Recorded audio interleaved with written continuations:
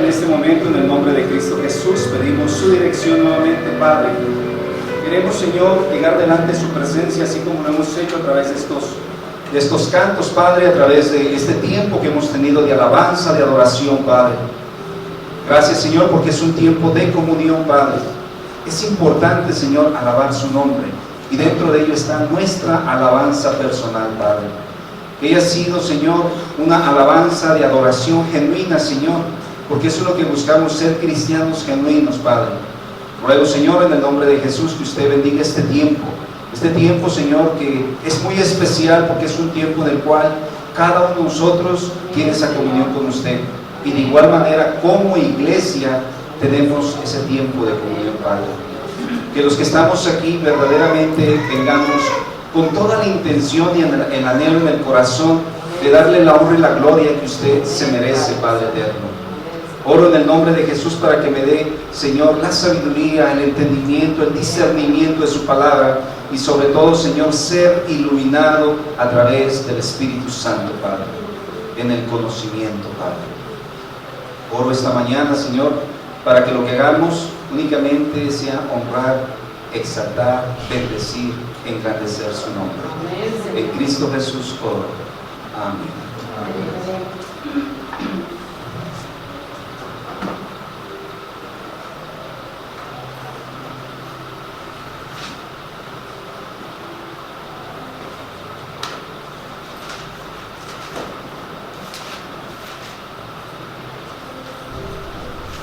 Bien, hermanos, muy buen día. El que guste tomar su Biblia, vamos a estar meditando prácticamente en el libro de los Hechos de los Apóstoles. Ahí es donde vamos a sacar nuestra enseñanza de esta mañana. Incluso podemos jugar parte de lo que, en el sentido jugar me refiero, que vamos a mirar Hechos desde el capítulo 3, capítulo 4, pero nuestro enfoque del mensaje va en el capítulo número 4 del libro de los Hechos de los Apóstoles. Y he titulado este mensaje El cristiano atribulado, y la palabra atribulado, yo checando definición, dice que un cristiano atribulado, o la palabra atribulado es afligido, acongojado, inconsolable. Pero también podemos entender, hermanos, que la palabra atribulado es cuando algo está machacado demasiado, en extremo, ¿sí? Entonces, ese mensaje va en ese sentido, mis hermanos, para que podamos prestar atención y sea Dios quien hable en nuestra vida. Y yo comenzaría este mensaje haciendo una pregunta. ¿Alguna vez te has sentido atribulado? ¿Alguna vez te has sentido atribulado? Yo creo que indiscutiblemente todos hemos experimentado en nuestra vida en algún momento una tribulación. Algo que nos roba la paz, algo que nos está afligiendo, algo que está abatiendo nuestra alma, que nos mantiene intranquilos en nuestra vida. Y pues sí, mis hermanos, y esto no solamente se da en el cristiano ferviente, sino también en aquel cristiano carnal. Y me refiero al cristiano carnal, aquel que ha dejado de buscar a Dios como debidamente debería de hacerlo. Hay tres maneras de buscar a Dios: a través de la oración, el leer su palabra o meditarla, ¿sí? Y la última, el de congregarse regularmente. Congregarse regularmente. Y déjeme comentarle que no es suficiente el venir solamente una vez a la semana, hermanos. Preparando este mensaje, y en el desglose que lo vamos a ver, pero leyendo el comentario bíblico, hermanos, los judíos acudían 3 veces a la oración: a la hora tercera, que era a las 9 de la mañana, a la hora novena, que era a las 3 de la tarde, y a la última hora, dice que cuando estaba metiéndose el sol, que eran entre 6 y 7 de la tarde. Imagínense con qué intensidad buscaban a Dios. Y esto entonces nos pone a reflexionar a nosotros que algunos, o la mayoría, solamente venimos una sola vez, pero no digo al día, ¿verdad? Una sola vez a la semana, hermanos. Esto nos pone entonces a pensar cómo está nuestra vida. Nos pone a pensar cómo estamos nosotros delante de Dios. ¿Qué tan activa está nuestro espíritu y conectado a Dios? Porque Dios es espíritu, y dice que los que le adoran deben de adorarle en espíritu y en verdad. Dice, porque es necesario. Entonces, esto es para que reflexionemos un poco. Pero también están los cristianos arduos, o aquellos cristianos que están en la búsqueda de Dios, aquellos cristianos que se niegan a sí mismo, y el negarse a sí mismo es negarse también al mundo, pues también esos son atribulados, al igual que los cristianos carnales, aquellos que llevan una vida muy relajada. También los cristianos fervientes son atribulados, pero hay algo importante que nos dice el apóstol Pablo en la segunda carta a los Corintios, capítulo 4, versículo 8, dice que estamos atribulados en todo, mas no angustiados. ¿Quién pasó tribulación esta semana? Todos. Pero aquí nos dice, mas no angustiados. En apuros, mas no desesperados. Entonces, el cristiano atribulado sí lo existe, pero lo importante, mis hermanos, es reconocer que sí estamos angustiados, pero no estamos en apuros nosotros.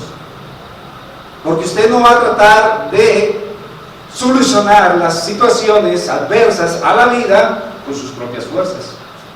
O dicho de otra manera, a veces somos estrechados en gran manera, mas no reducidos al último extremo. Estamos estrechados, mas no reducidos hasta el último extremo.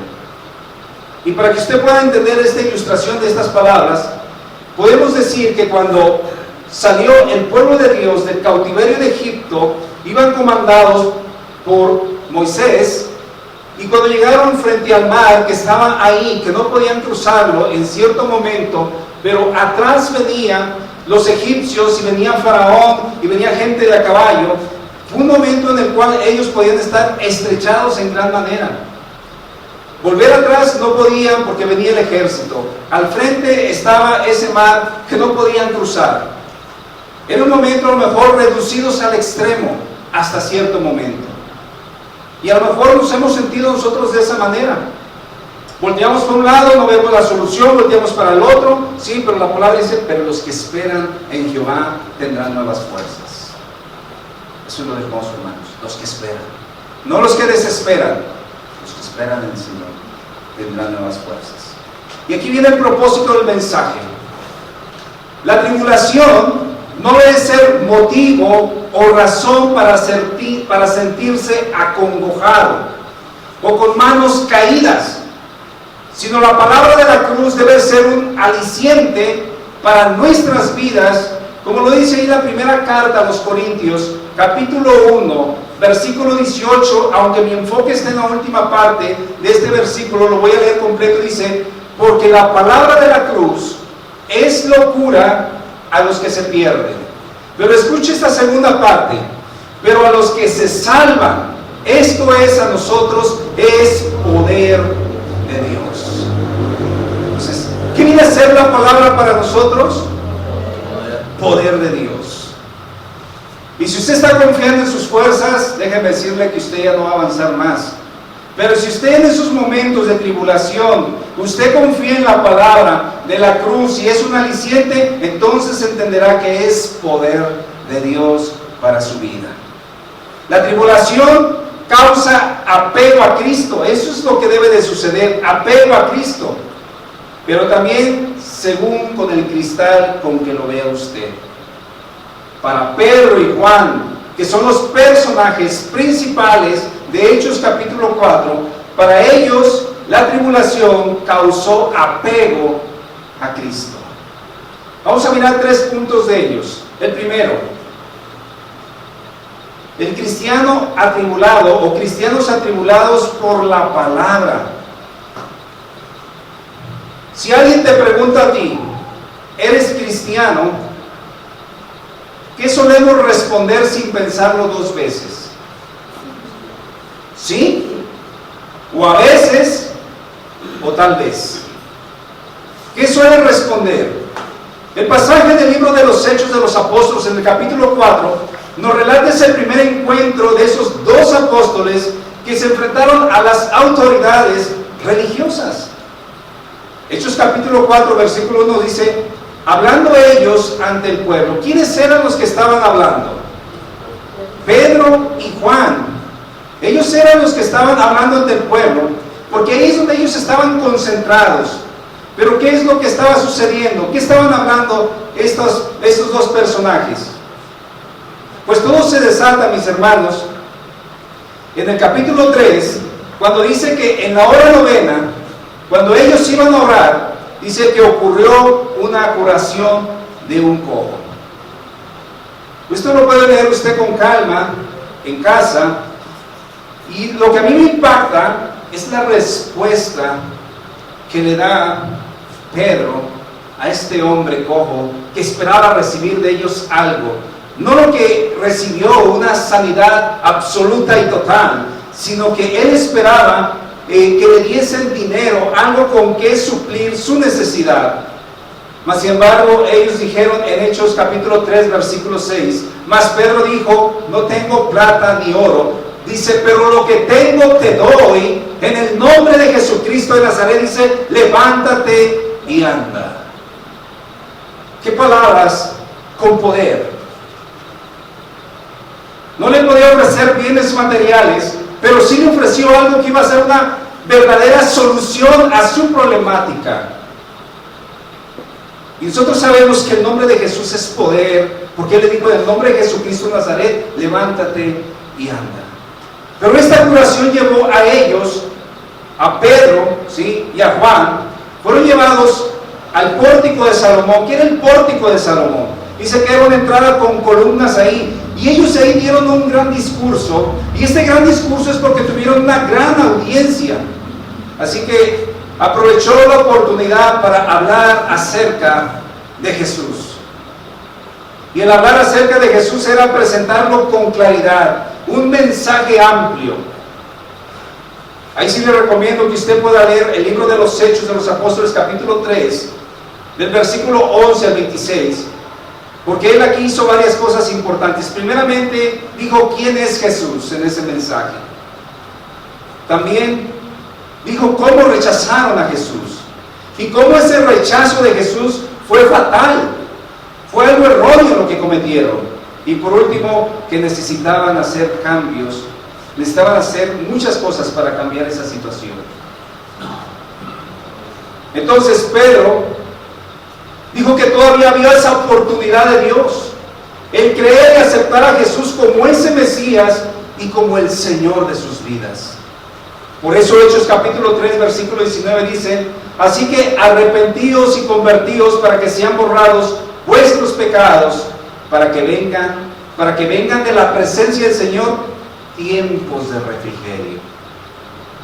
Hermanos, cuando entregas tu vida, yo sé que las cosas va a ser un proceso, un cambio paulatino en la vida de un cristiano, pero cuando eso sucede, van a venir esos tiempos de refrigerio.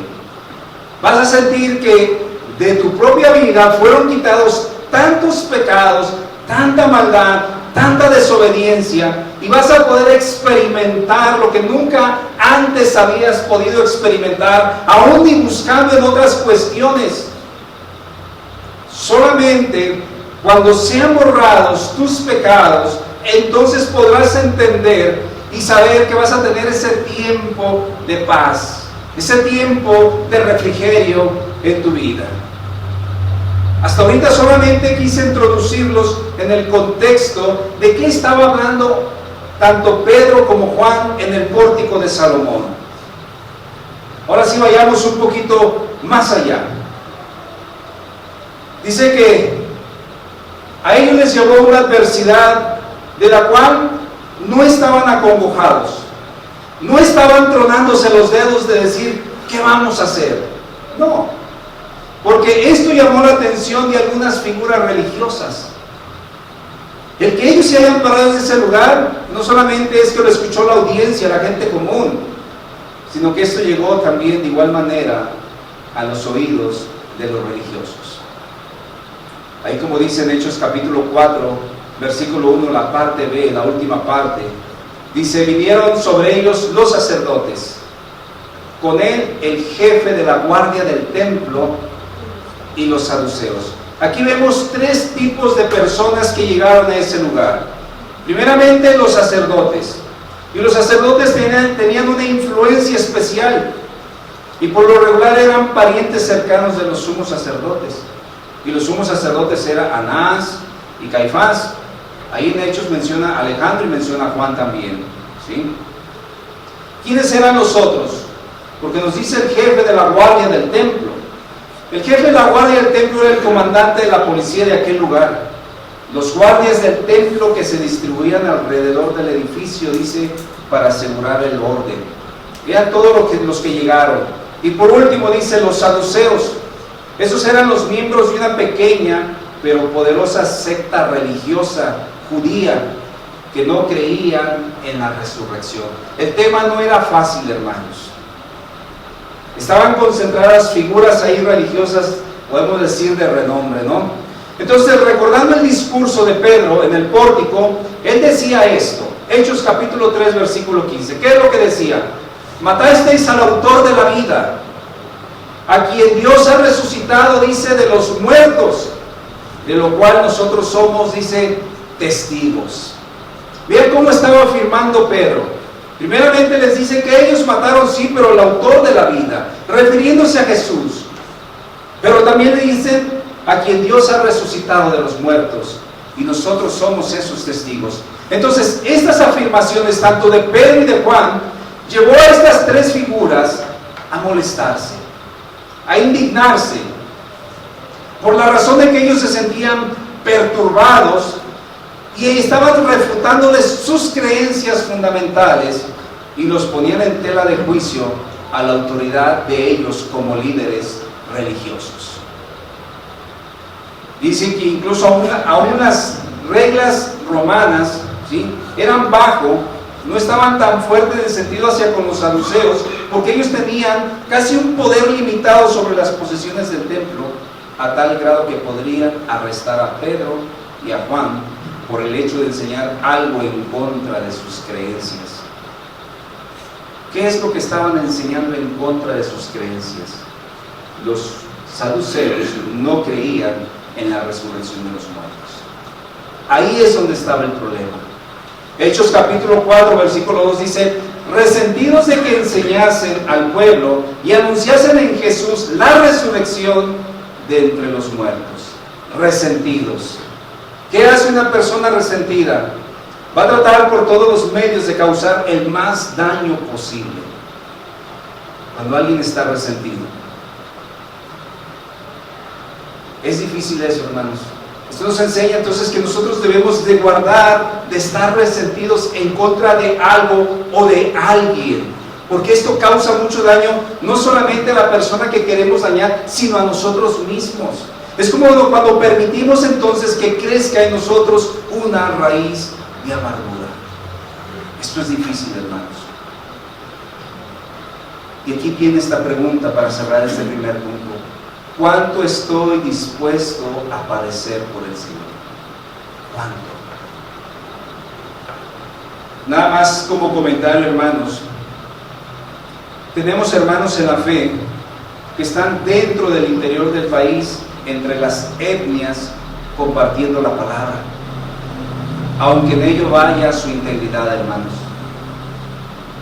Tanto en la convención regional como en la convención nacional hay hermanos que están dentro, en el interior del país, pero también tenemos otros hermanos que están fuera de nuestras fronteras, que están en países donde es muy reservado compartir la palabra y también hablar de Jesús. Hablar de Jesús y hablar de su obra de redención.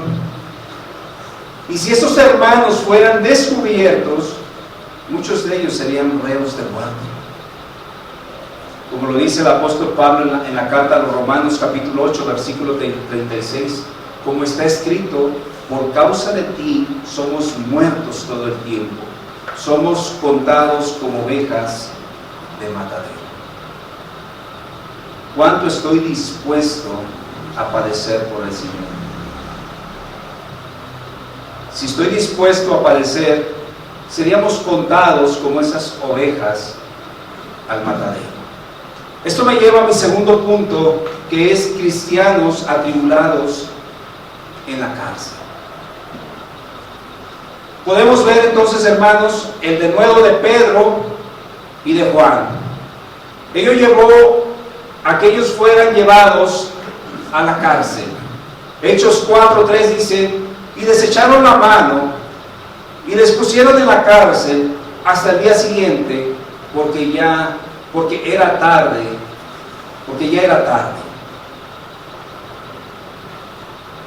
En el tiempo que yo he estado al frente de esta iglesia, hermanos, yo no me he dado cuenta que ninguno de esta congregación, que por esta causa de compartir el mensaje de la palabra, hayamos estado en la cárcel. No por esta razón.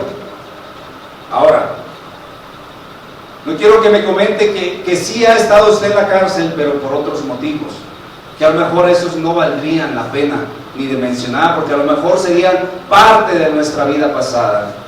Pero no perdamos el objetivo. Pedro y Juan fueron llevados a la cárcel por el motivo de compartir el mensaje de Dios. Pero veamos qué pasó al siguiente día. Hechos capítulo 4, versículo 5. Aconteció al día siguiente que se reunieron en Jerusalén los gobernantes, los ancianos y los escribas. Versículo 6. Y el sumo sacerdote Anás y Caifás y Juan y Alejandro y todos los que eran de la familia de los sacerdotes. ¿Qué era todo este grupo, hermanos? ¿O cómo se le llamaba a este grupo? Prácticamente era el concilio de líderes judíos, o conocido también como el Sanedrín.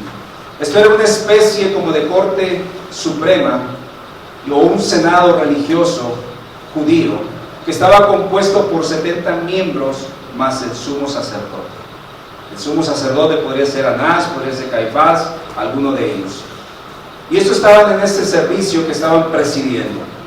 Pero ahí estaban los saduceos, y eran la mayoría de este grupo legislativo. Eran los hombres más ricos, intelectuales y poderosos de Jerusalén, y por el mismo que condenaron a Jesús a la muerte. No estaban parados ante un concilio que no tenía repercusiones severas, hermanos.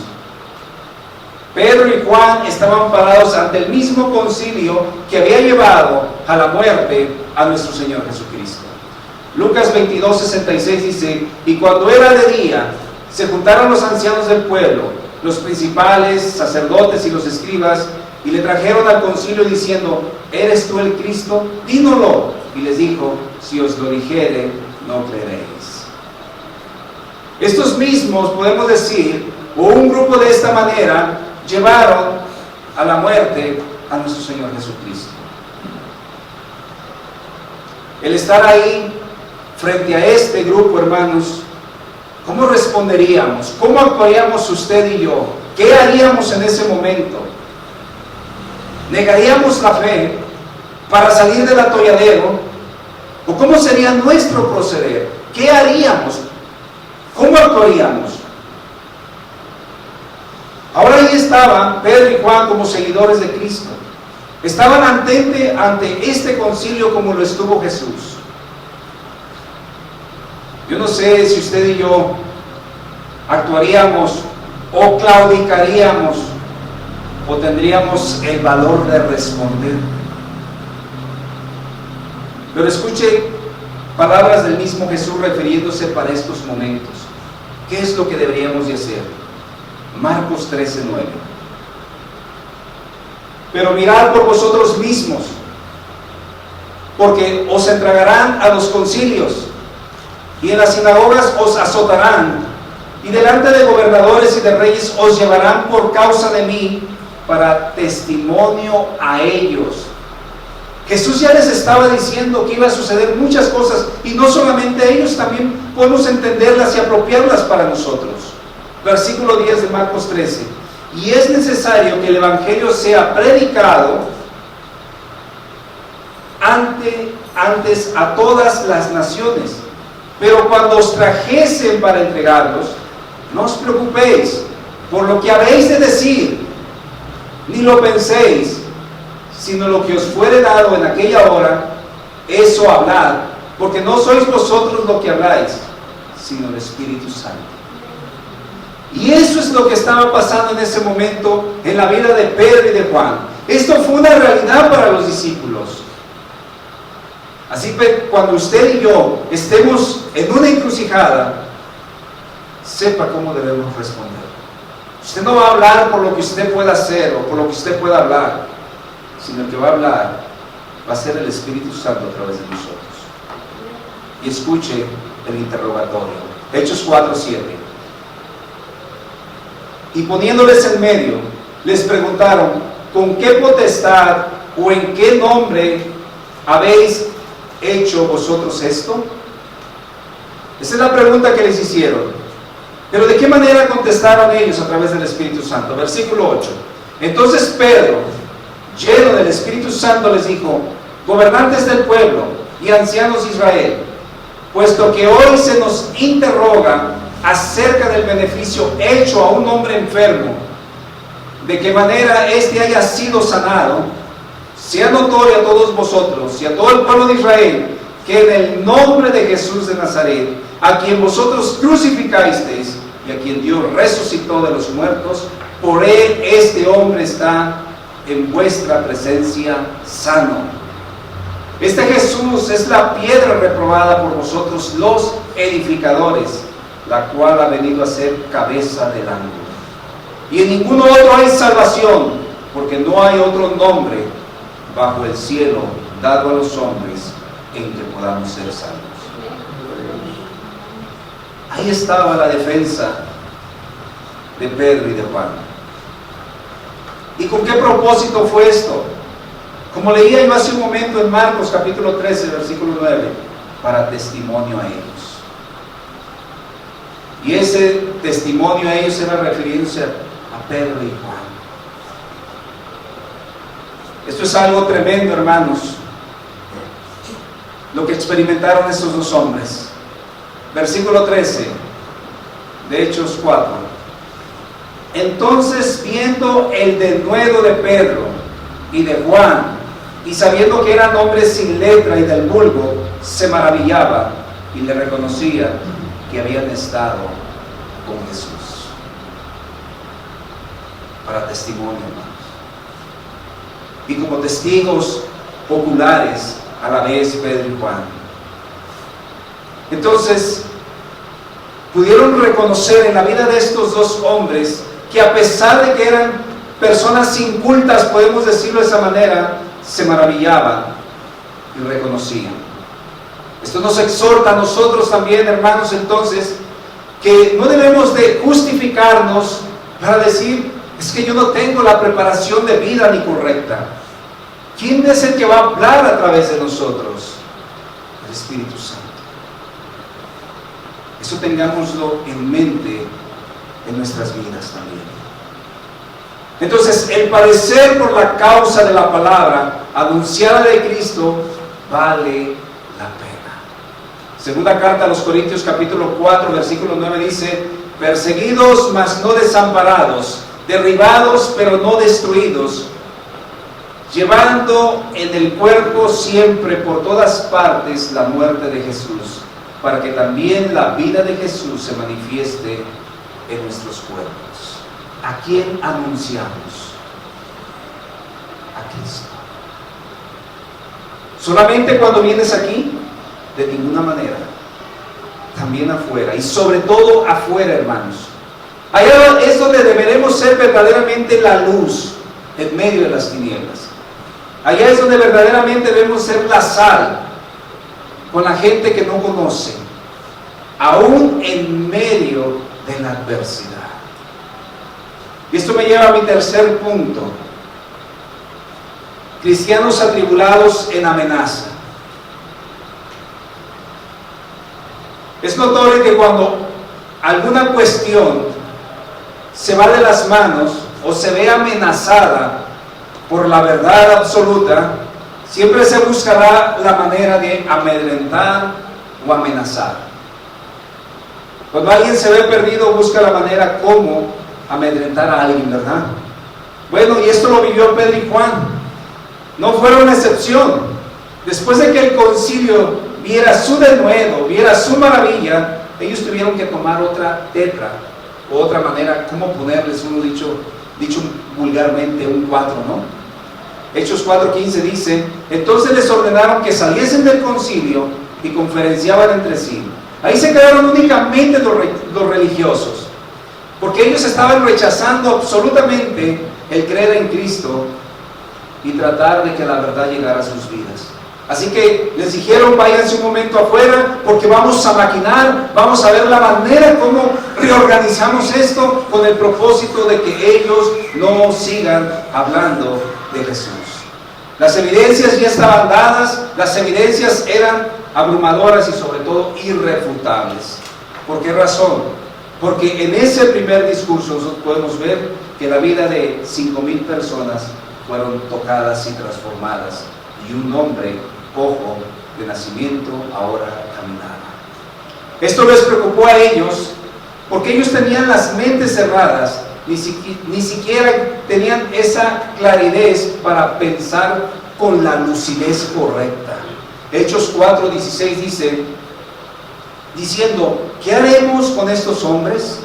Porque de cierto señal manifiesta ha sido hecha por ellos, notoria a todos los que moran en Jerusalén, y no la podemos negar. Lo que ellos habían hecho no se podía ocultar, estaba a la vista de todos, y me refiero a la ciudadanía en general. Entonces esto era sorprendente lo que había pasado. Si alguno de estos querían que los testigos no hablasen más, que era Pedro y Juan, de una otra manera buscarían la forma de prohibírselos, como lo dice ahí en Hechos 4:17. Sin embargo, para que no se divulgue más entre el pueblo, amenacémosles para que no hablen de aquí en adelante a hombre alguno en este nombre, refiriéndose al nombre de Jesús. Y llamándolos, les intimaron que en ninguna manera hablasen ni enseñasen en el nombre de Jesús. Les intimaron, hermanos. Yo creo que nosotros no hemos vivido algo así. Yo creo que si has tenido la oportunidad de compartir tu fe en Cristo Jesús a alguien más, yo creo que no ha habido alguien que te intimide o que te quiera hacer sentir mal para que no hables en el nombre de Jesús. Y si fuese así, solamente le digo, no se dé por vencido por las amenazas. La palabra es muy clara cuando nos dice en Mateo 10:28, y no temáis a los que matan el cuerpo, mas el alma no puede matar. Te lastimarán, te herirán, mis hermanos, pero que esto no sea motivo para que las amenazas te atribulen y termines por desistir, mi hermano. Nosotros, al contrario, debemos orar y debemos de seguir difundiendo el Evangelio a pesar de las circunstancias, aunque se oponga, aunque venga peligro, aunque traten de privarte de la vida, aunque se oiga crudo esto, mis hermanos, nosotros debemos de seguir adelante. Hechos 5:29 nos dice, respondiendo Pedro y los apóstoles dijeron, es necesario obedecer a Dios antes que a los hombres. Los intimaron, sí, pero la respuesta de ellos era necesario obedecer a Dios antes que a los hombres. Y ahí está, hermano. ¿A quién vas a obedecer? ¿Al que te intimida, al que te amenaza, al que te amedrenta? ¿O vas a obedecer a Dios? Concluyo el mensaje. El gozo, la felicidad no está basada en las circunstancias que vivimos, sino en la dependencia en Cristo Jesús. Hechos 4:23 nos dice, y puestos en libertad, vinieron a los suyos y contaron todo lo que los principales sacerdotes y los ancianos les habían dicho. Y ellos, habiéndolo oído, alzaron unánimes la voz a Dios y dijeron, soberano Señor, tú eres el Dios que hiciste el cielo y la tierra, el mar y todo lo que en ellos hay. Hermanos, nada pasa sin la voluntad de Dios. Así que ellos vinieron gozosos de lo que había sucedido en ese concilio. Y quiero terminar con esta invitación o aplicación referente a este extraño proceder de un hombre que, estando él preso, que él pudiera decir a una iglesia que se regocijara. Así que esta palabra también es para cada uno de nosotros cuando estemos atribulados. Filipenses 4:4. Regocijaos en el Señor, dice siempre. Otra vez digo, regocijaos. Estas palabras fueron del apóstol Pablo y él nos enseña aquí una lección importante. La actitud interior no necesita reflejar nuestras circunstancias externas. Usted sabe cómo está su relación con el Señor, qué tan estrecha está su relación, y que todas aquellas cuestiones externas no invadan lo interno, sino al contrario, mis hermanos, que nosotros nos vayamos renovando de día en día. A lo mejor nuestro hombre exterior se va desgastando, pero el interior se va renovando. Y eso es lo que debemos de hacer, renovarnos día a día en nuestro interior. Las tribulaciones van a estar aquí mientras estemos en este mundo, pero hay algo importante: nosotros somos aquí únicamente peregrinos y extranjeros. Nuestra morada no es terrenal, sino es celestial. Oremos. Padre, te doy gracias por tu palabra. Gracias, Señor, porque podemos entender que hay cristianos atribulados, y esto es parte, Señor, mientras estemos aquí. Solamente te pido, Señor, que tú siempre nos des el denuedo, Señor, para hablar a través del Espíritu Santo y no a través de nuestra carne, Señor. Porque si hablo a través de mi carne, solamente querré justificarme, pero si hablo a través del Espíritu, Señor, aún en sentirme amenazado, hablaré, Señor, la verdad para testimonio, Padre. Pero, oh Señor, pues, por este mensaje que siga llegando, Señor, a la vida de los presentes. Que no solamente, como dice Santiago, seamos oidores olvidadizos, sino hacedores de tu palabra, Padre. Oro en el nombre de Cristo Jesús, Señor nuestro. Amén. Dios les siga bendiciendo.